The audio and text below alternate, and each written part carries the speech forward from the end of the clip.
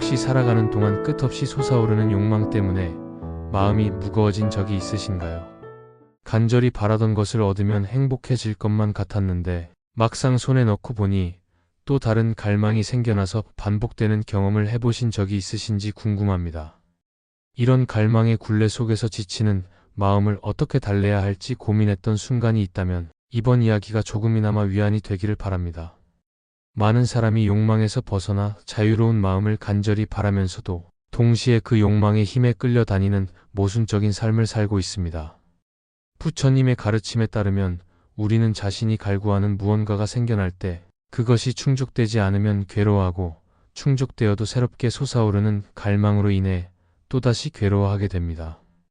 그렇게 끊임없이 채워지지 않는 갈증 같은 욕망은 우리를 지치게 만들고 때로는 깊은 허무감에 빠뜨리기도 합니다. 혹시 여러분도 비슷한 감정을 느낀 적이 있으십니까? 욕망에서 벗어나는 길, 다시 말해 집착을 내려놓고 자유로워지는 과정은 그렇게 한순간에 모든 것을 버리거나 절제한다고 해서 쉽게 완성되는 것이 아닙니다. 부처님 말씀 가운데에는 우리 마음이 왜 그렇게 갈망에 휘둘리는지, 그리고 그 마음의 작동 방식을 어떻게 알아차리고 돌봐야 하는지에 대한 구체적인 이야기가 담겨 있습니다.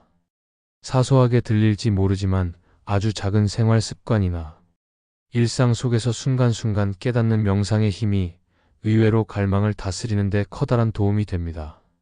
일상에서 예를 들어 무언가를 사들이고 싶은 강렬한 욕구가 올라올 때마다 잠시 멈추어서 지금 내 마음이 왜 이렇게 흔들리는지를 생각해 보면 어떨까요? 먼저 무상이라는 가르침을 살펴보겠습니다. 무상은 한마디로 모든 것은 변하며 영원한 고정 상태로 머무르지 않는다는 뜻입니다. 우리 주변을 둘러보면 정말로 영원한 것이 하나라도 있는지 다시금 생각해 보게 됩니다. 태어난 것은 언젠가 소멸하게 되고 생겨난 모든 현상은 변화를 거쳐 결국 사라집니다. 여기서 중요한 것은 변화를 피하려고 애쓰는 대신 변화 자체를 자연스럽게 받아들이는 태도가 필요하다는 점입니다. 예를 들어 우리가 소중하게 여기는 물건이 언젠가는 낡거나 망가져 버릴 수 있고 가까운 사람마저도 언젠가 우리 곁을 떠날 수 있습니다.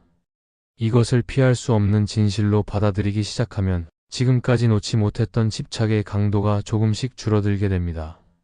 혹시 지금 여러분이 붙잡고 있는 것 중에서 없어질까 두려워해서 붙들고 있는 것은 무엇인지 궁금하지 않으신가요? 무상을 깨닫는데 도움이 되는 대표적인 이야기가 있습니다. 어린 아들을 잃고 극심한 슬픔에 빠진 어머니가 부처님을 찾아와 도움을 청했을 때 부처님은 죽은 이를 단 한 명도 배출한 적이 없는 집에서 겨자씨를 구해오라고 말씀하셨습니다. 하지만 그런 집을 찾는 것은 불가능했고 그 어머니는 모든 존재가 언젠가는 죽음을 맞이한다는 무상의 진리를 처절하게 깨닫게 됩니다. 그제야 아들을 향한 애끓는 슬픔이 조금씩 누그러지고 서서히 슬픔을 넘어설 용기를 얻게 됩니다. 이 이야기가 전해주는 깨달음은 무상을 받아들이는 것이 우리를 무감각하게 만든다거나 정을 끊어버리게 만든다는 의미가 전혀 아니라는 점입니다. 오히려 무상을 이해함으로써 순간의 소중함을 더욱 깊이 느끼고 집착에서 비롯되는 괴로움을 크게 줄일 수 있다는 것을 깨닫게 되는 것이지요. 혹시라도 여러분은 무상함을 회피하거나 부정하려고 애써 보신 적이 있으신지 궁금합니다. 다음으로 탐진치에 대해 생각해 보겠습니다. 부처님의 가르침에서 탐진치는 욕망과 분노, 그리고 무지한 상태를 일컫습니다. 탐욕이 생길 때 우리는 그 대상을 반드시 갖고 싶어 합니다. 여기에 더해 내 뜻대로 되지 않을 때는 분노가 올라오고 그러한 분노가 반복되면 결국에는 스스로의 욕망이나 분노가 어떤 경로로 일어나는지조차 알지 못하는 무지한 상태에 빠지기 쉽습니다. 예를 들어 일상에서 작고 사소한 일에 화가 치밀어 오를 때가 있습니다. 잠시 감정을 가라앉히고 들여다보면 그 화가 근본적으로는 내 욕구가 충족되지 않았을 때 생겨난 것임을 알게 됩니다. 부처님께서는 이런 마음의 움직임을 제대로 알아차리고 다스리기 위해서는 먼저 마음에 올라오는 감정을 부정하지 말고 그대로 바라보라고 조언하셨습니다. 지금 이 순간 혹시 여러분도 그저 흘러가는 감정을 억누르기만 하고 있지는 않은지 돌아보시면 어떨까요? 탐진치를 다스리는 핵심은 알아차림에 있습니다. 알아차린다는 것은 내 마음에 욕망이 생겼는지, 분노가 일어났는지, 혹은 나조차 인식하지 못하는 무지한 상태로 빠져들고 있는지를 객관적으로 보는 연습입니다. 사람들은 종종 명상을 하라고 하면 너무 어렵거나 시간 낭비가 아닐까 하고 생각하기도 합니다. 하지만 명상은 거창한 것이 아니라 잠깐만이라도 조용히 앉아서 호흡하는 순간에 내 안에서 올라오는 생각이나 느낌을 순수하게 관찰하는 것에서 출발합니다. 길을 걷거나 대중교통을 이용할 때도 잠시라도 가만히 내 호흡을 지켜보고 마음에 어떤 변화가 일어나는지를 살펴보는 습관을 들이는 것만으로도 큰 변화를 기대할 수 있습니다. 혹시 오늘 하루 동안 잠시 멈춰서 마음을 들여다볼 여유를 내보면 어떨까요? 이어지는 이야기는 집착의 허상입니다. 우리가 집착이라 부르는 것은 어떤 대상을 영원히 소유하거나 누리고 싶어 하는 마음이며 이것이 충족되지 않을 때 극심한 괴로움을 느끼게 됩니다. 예를 들어 평소에 좋아하던 물건이 갑자기 고장이 나거나 잃어버렸을 때 물건 자체보다도 그 물건이 주는 안정감이나 편안함 혹은 자랑스러움에 집착한 마음이 사라지지 않아 더 큰 상실감을 겪게 됩니다. 부처님의 한 가르침에 따르면 집착하는 마음은 마치 우리가 스스로를 족쇄로 묶는 것과 같다고 합니다. 집착에 사로잡힌 사람은 원하는 것을 얻지 못하면 괴롭고 얻어도 그 대상을 잃을까 전전긍긍하며 괴롭습니다. 결국 집착은 얻어도 괴로움, 잃어도 괴로움이라는 양면을 가지고 있습니다. 혹시 여러분은 어떤 대상을 잃어버렸을 때 그 대상 때문이 아니라 내 마음의 집착 때문에 더 괴로웠던 경험이 있지 않으신지요? 이런 집착을 내려놓기 위해서는 비움의 수행이 필요합니다. 비움이라는 표현은 막연하게 모든 것을 포기하는 것처럼 들릴 수 있으나 실제로는 지금 당장 내게 불필요하게 지나친 집착이 있는지 살피고 그 마음을 하나씩 내려놓는 과정을 의미합니다. 예를 들어 매일 물건을 사들이는 습관이 있다면 그것이 정말로 필요한 것인지 아니면 그저 빈 마음을 물건으로 채우려는 욕망인지를 점검해보는 시기입니다. 이렇게 일상 속에서 하나씩 불필요한 집착을 알아차리고 과감히 놓아주는 연습을 해보는 것입니다. 마음을 비운다고 해서 아무 의욕도 없이 나태해진다는 뜻은 절대 아닙니다. 오히려 내게 중요한 것과 중요하지 않은 것을 분명히 구분함으로써 삶의 우선순위를 바로 세울 수 있게 됩니다. 지금까지 여러분은 혹시 비우지 못해서 마음이 복잡해진 적이 있으셨는지 궁금합니다. 그 다음으로 중도의 길에 대해 살펴보겠습니다. 중도란 극단을 피하고 균형을 찾는 삶의 태도를 뜻합니다. 부처님께서는 왕자로 살며 온갖 즐거움을 누리던 시절과 출가 후 극도로 고행을 하던 시절 이 두 삶을 모두 경험하셨지만 어떤 극단으로도 마음의 해탈에 이르지 못함을 깨닫고 비로소 중도의 길을 제시하셨습니다. 지나치게 쾌락에 빠지면 욕망의 파도가 거세지고 반대로 지나치게 고행에 치우치면 몸과 마음을 혹사하게 되어 중요한 본질을 놓치기 쉽습니다. 그래서 불교에서는 철저한 금욕을 요구하지도 무분별한 방종을 권하지도 않으며 가장 적절한 절도를 찾는 것을 중요하게 여깁니다. 예를 들어 식생활을 할 때 소식과 과식을 모두 피하고 운동을 할 때도 지나친 무리와 완전한 방임 사이에서 건강을 유지하는 방법을 찾습니다. 혹시 여러분은 너무 극단적으로 치우쳤다가 다시 균형을 잡아보려고 노력했던 경험이 있으신가요? 또한 모든 존재가 서로 의존하며 존재한다는 연기의 통찰도 빼놓을 수 없습니다. 세상에 홀로 존재하는 것은 없으며 모든 것은 원인과 조건에 의해 일어나고 사라집니다. 밥 한 공기를 먹을 때도 그 안에는 농부의 노력, 운반해준 이의 수고, 요리해준 이의 정성 등이 모두 깃들어 있다는 사실을 떠올려 볼 수 있습니다. 만약 이러한 인연이 하나라도 빠진다면 우리의 식사조차도 완성되지 못합니다. 부처님께서는 이처럼 서로 얽혀 있음을 직시하면 나만 잘 살면 된다는 이기적인 생각에서 조금씩 벗어날 수 있고 동시에 다른 존재에게도 고마움을 느끼게 되며 집착으로 인해 발생하는 갈등이 줄어든다고 가르치셨습니다. 혹시 여러분은 평소에 당연하게 누리는 것들에 대해 감사함을 얼마나 자주 느끼시는지 궁금합니다. 연기의 통찰이 깊어지면 자족의 기쁨을 맛볼 수 있습니다. 자족이란 현재 가지고 있는 것에 대해 감사하고 만족하는 마음입니다. 그렇다고 해서 발전을 위한 노력을 포기하라는 말이 아닙니다. 지금 주어진 조건과 상황에 대해 충분히 감사하고 그 속에서 행복을 느낄 줄 아는 태도를 갖추자는 것입니다. 우리가 보통 부족한 점에만 자꾸 시선이 가는 이유는 욕망이 어느 정도 충족되면 당연히 다음 단계의 욕망으로 넘어가려 하기 때문입니다. 예를 들어 평범한 집에서 살 때는 더 큰 집을 원하고 큰 집에 살면 더욱 호화로운 집을 탐내는 식으로 끝없이 욕망이 이어집니다. 하지만 만약 지금 이 순간 내가 누리고 있는 지붕과 벽, 그리고 편안히 쉴 수 있는 작은 공간이 있음에 감사하며 만족한다면 마음이 한결 가벼워짐을 느낄 수 있습니다. 혹시 여러분은 지금 이미 가진 것의 소중함을 얼마나 자주 돌아보시는지요? 자족의 기쁨을 바탕으로 우리는 더욱 깊은 정념 수련을 실천할 수 있습니다. 정념이란 지금 이 순간 깨어있는 마음 상태를 말하며 내 몸과 마음에 일어나는 모든 변화를 있는 그대로 지켜보는 연습입니다. 삶은 빠르게 흘러가고 우리는 수많은 자극에 노출되며 때로는 욕망에 치이고 분노에 치일 때가 많습니다. 그런데 만약 잠시 멈추어 마음이 얼마나 흔들리는지 살펴본다면 어떨까요? 호흡에만 집중하면서 들숨과 날숨을 지켜보는 사이에도 수많은 생각이 올라오고 사라집니다. 그때마다 우리가 해야 할 일은 생각을 억지로 없애거나 몰아내는 것이 아니라 지금 떠오른 생각을 하나의 흐름으로 바라보고 보내주는 태도입니다. 이렇게 정념을 기르는 연습이 습관화되면 갈망이 솟구치는 순간에도 지금 마음의 욕심이 피어오르고 있구나 하고 스스로 알아차리고 대응할 수 있게 됩니다. 여러분은 이런 정념 수련을 통해 마음을 가라앉히는 경험을 해보신 적이 있으신가요? 보시의 실천 또한 집착을 내려놓고 자유로워지는 데 큰 도움이 됩니다. 보시는 내가 가진 것을 나누는 행위로서 굳이 물질적 나눔에만 국한되지 않습니다.